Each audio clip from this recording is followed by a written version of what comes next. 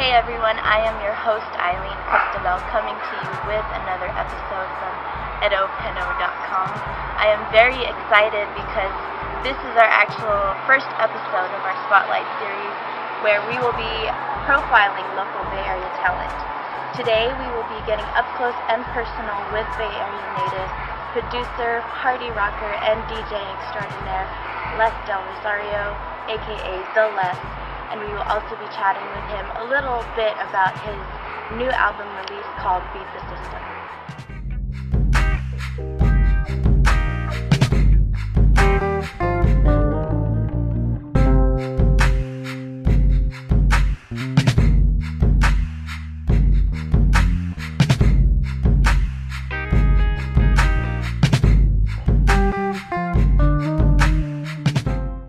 So, welcome Les, and actually thank you for being here and taking time off of your busy schedule to meet with us.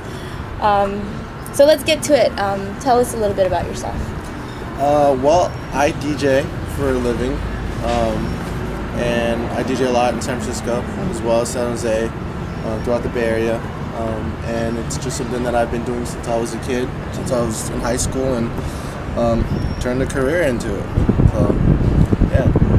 What are some early musical memories that you have? I remember as a kid at family parties dancing to Michael Jackson, like doing like all kinds of moves, trying to entertain them. And to me, I could just remember my entire family just laughing and having a good time, and probably laughing at me more than for me.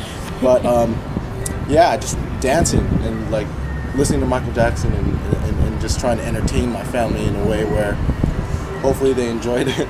Are there any other musicians in your family?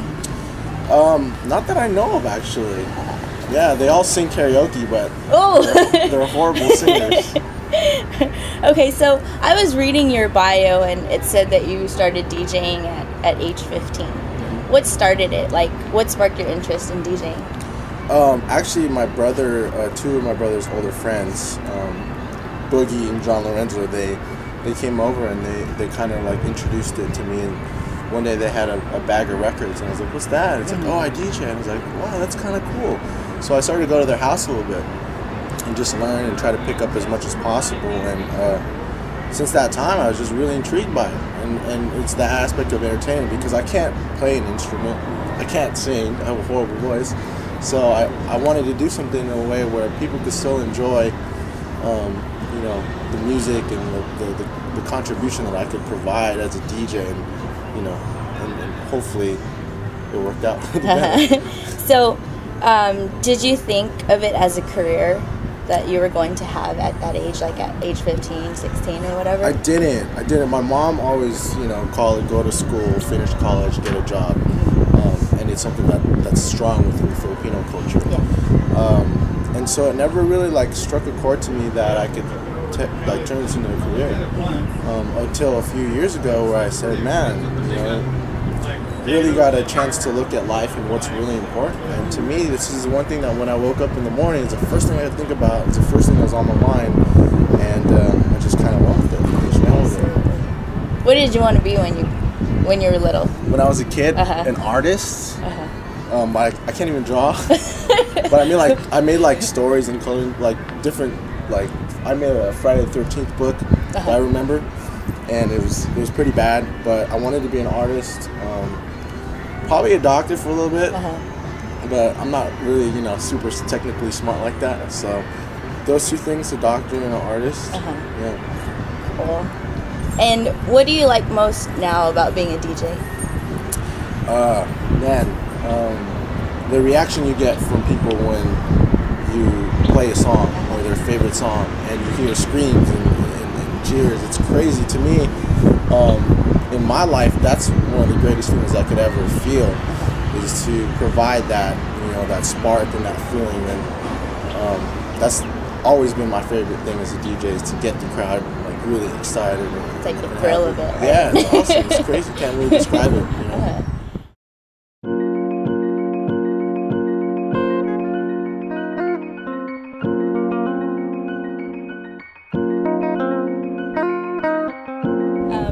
Describe your normal day. Like, what do you do like on a daily?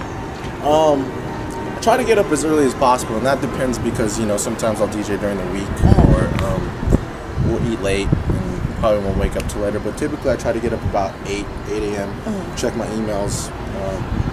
Practice is huge for me, at least. I really just want to make sure that I keep everything up to par and feel that I'm at the top of my game at all times.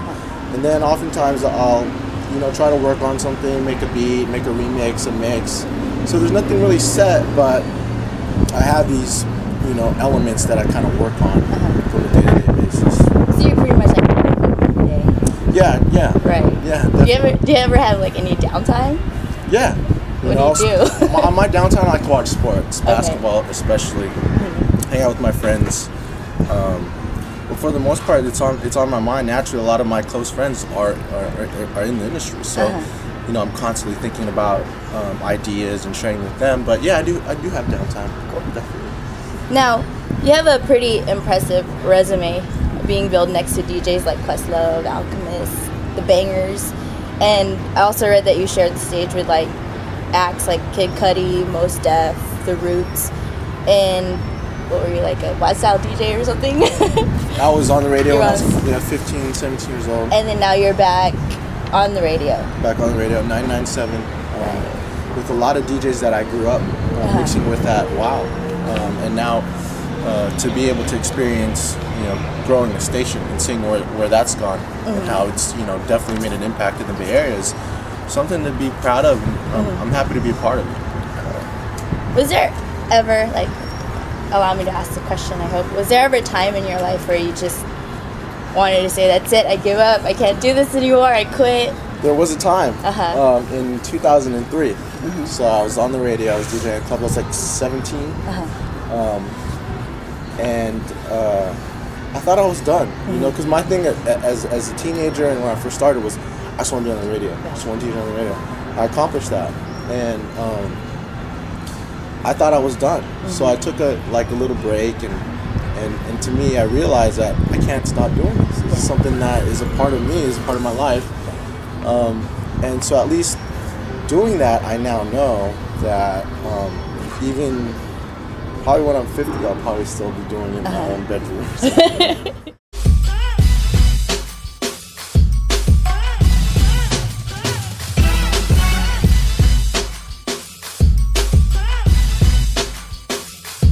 So what drives you? Like, what motivates you to just keep going? Inspiration. And I say that because the Bay Area is full of talented DJs. And when you surround yourself around guys like The Bangers, or Shortcut, or Jay Espinosa, or Miles, it's like they really inspire you to do great things. And fortunately, I've been in a situation where I can see it firsthand, how these guys work. And to me, that's the one thing that motivates me, inspires me, like on a day-to-day basis. But just a love for it, How are your parents? Are they pretty supportive? They are. I love my parents. Mom, Dad, I love you so much. It's tough because, like I said, the Filipino culture is go to school, work, do that. But I'm just not that kind of person. Yeah. And my parents know that. And I've tried it. I got my degree. I worked for a little bit at, a couple really big companies. But even with that, I just said, this is not me. This is, it's not me as a person. And there's nothing wrong with that in terms of like people being able to do that. It's just individually, I couldn't really like kind of grasp that lifestyle. Right. My parents knew that, and they support me, and as part of my motivation is to be able to show them that I can do this. Yeah. And they too really keep me inspired. So let's go ahead and switch gears for a minute and talk about your album, Beat the System. Like, what's the motivation behind creating the album? Man, so my friend, my business partner, my good friend BC, Hometown Heroes, after I came up with this remix, Last Name Ever, he's like, you should make a whole album of just like songs like that. And it took me a while to kind of take it in and really think about how I wanted to attack that situation. And then so, a few months thinking about it, I thought maybe I should do something where I collaborate with the guys that inspired me and that I feel would, really take the time out to help me put this together. And fortunately, everyone that I asked was for it, and I'm so thankful for them to be a part of this. But yeah, to me, it was just one remix that turned into an idea to make an entire album. So I thank BC for that. How long did it take you? Like, how long was the process? Making it wise, probably about a little over 2 months. Every day, constantly grinding, because when you make music and you make different beats, you have to kind of rest your ears in order to make sure that it sounds right. Because after a while, it sounds the same. So you can't be constantly working on the same track or beat at the same time. You have to give your ears a rest. And so about 2.5 months for the entire album to be completed. Up until the day I pressed it, we were working on it. Right when we were promoting it, we were still working, trying to, really share ideas. But yeah, about 2 months. 2 months. How would you describe it, like the album, to somebody who like, oh, Beat the System, what's that? Yeah. Tell me about it. I don't want to listen to it. Tell me about it. Yeah, no, it's a it's a remix album composed of beats that I feel are from some of the greatest DJs in the West Coast. And it's original. It's something that I feel hasn't been quite executed properly or done. And yeah, it's just a remix album of songs that you can go to each track and hopefully people like it, because I wanted to do something different, not just put out a mix, because like I feel it's so saturated these days. So I thought this was like the perfect platform and the perfect CD for me to do that. And there's so many layers to it. Like I told you, I've been listening to it like nonstop, right? So it seems to be like an infusion of like old and new beats and blending of different genres in music. Can you name a few of your musical influences? I'm sure there's a long list. There's a lot. Yeah, like I said, Michael Jackson's one. Right. Stevie Wonder, Kanye West, definitely. Everyone will tell you that. Dre, Dr. Dre. Even to like the 90s R&B stuff that I would listen to as a kid, because even that had an influence on me. Teddy Riley.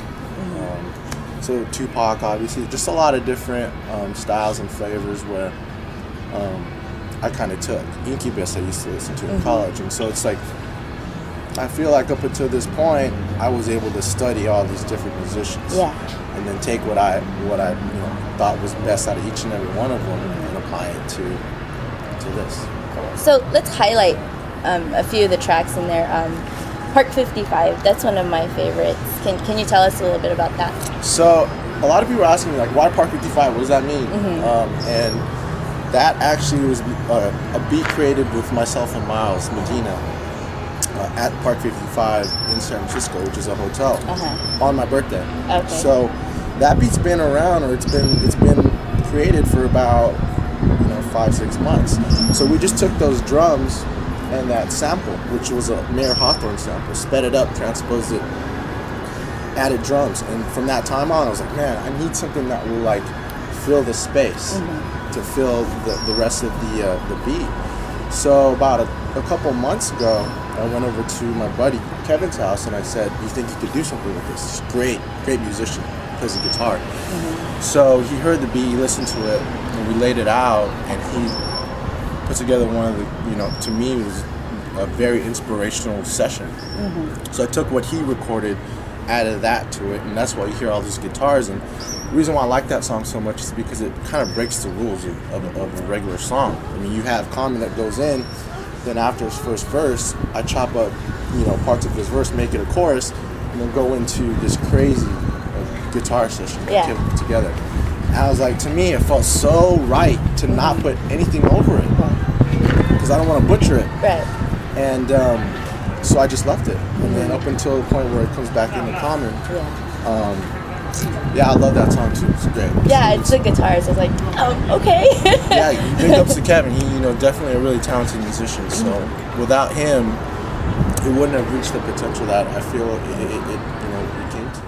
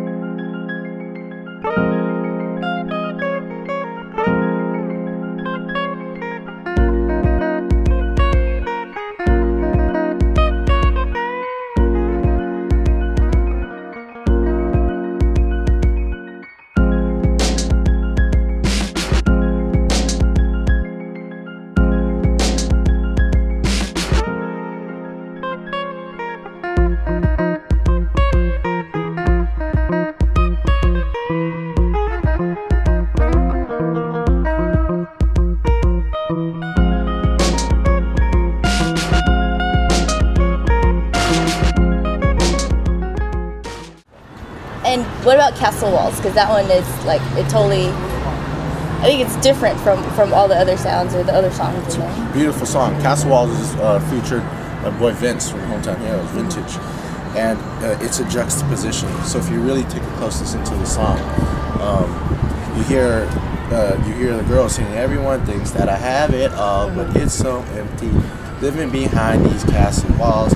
But Jay comes in and he talks about how he has this lavish and great life, and it's amazing, and I'm so fly, like it's like all this crazy stuff.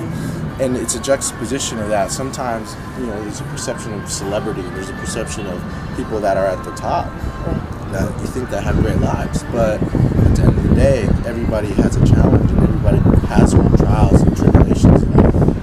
That's what we wanted to portray with that particular song. So it's like a juxtaposition. She says one thing, he says another. Like, who's right? It's kind of like a two-faced, Jekyll Hyde kind of thing.